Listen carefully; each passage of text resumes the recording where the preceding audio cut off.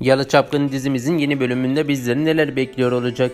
Dizimizin fragmanında gördüğümüz gibi Seyran Yusuf ile bir sahil kenarında buluştuğunu gördük.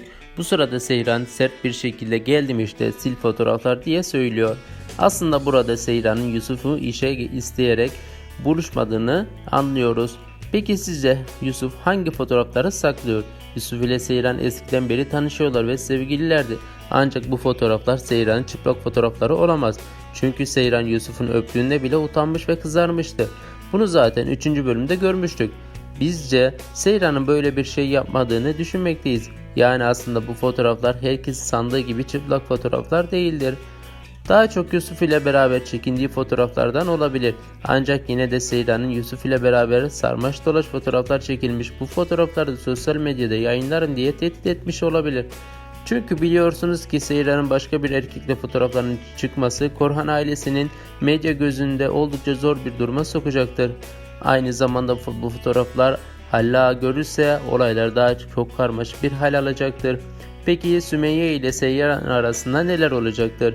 Suna geçen bölüm bir anlık öfkesi yenik düşmüş ve Yusuf'u arayarak onu Seyran'a karşı kışkırtmıştır. Zaten olayların karmaşık hale gelmesi Yusuf'un İstanbul'a gelmesiyle oldu. Ancak bu bölümde Ferit Suna ile Seyran'ı gizli bir şekilde görüştürecek ve ikili arasındaki buzlar çözülmeye başlayacak. Fragmanda da gördüğümüz gibi Suna Seyran'ı teselli ediyor. Seyran ablasına tüm gerçekleri anlattıktan sonra Suna yaptığı hata için pişmanlık duysa da Fatih ile tanışmasını yine Seyran ile Suna arasında farklı tartışmaların çıkmasına sebep olacaktır. Peki Suna ile Fuat evlenecekler mi? Daha önceki analizlerimiz dediğimiz gibi bunlar evleneceklerini daha önceden anlamıştık.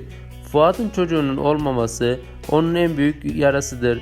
Çünkü Fuat baba olmayı çok fazla istemektedir. Aynı zamanda çocuğu olursa Halis Ağa'nın gözünde de çok yükselecektir ve ilk çocuk olmasıyla şirketteki yeri de daha sağlamlaşacaktır. Ancak Fuat'ın çocuğunun olmaması ve Suna ile tanışması Fuat'ı Asuman'dan uzaklaştırmaya başlayacaktır. Yani daha önce dediğimiz gibi bu hikayede yanan Asuman olacaktır. Peki Ferit Yusuf öğrenince neler olacak? Ferit bu zamana kadar Seyran'dan ne kadar etkilense de onun karşısına Pelin ile takılması, Seyran'ın sanki hiç hayatı yokmuş gibi davranması bu bölümde birlikte son bulmaya başlayacaktır.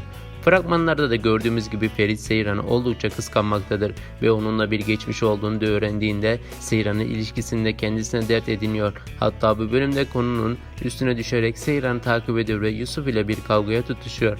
Yusuf ise bu kavgadan sonra daha çok çirkinleşmeye ve Seyran ile Ferit'in başına bela olmaya devam edecektir.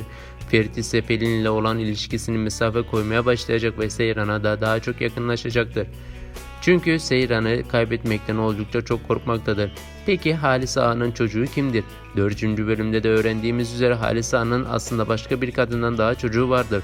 Fakat Halis Ağa bu çocuğunu kendi ailesinin içine sokmuyor.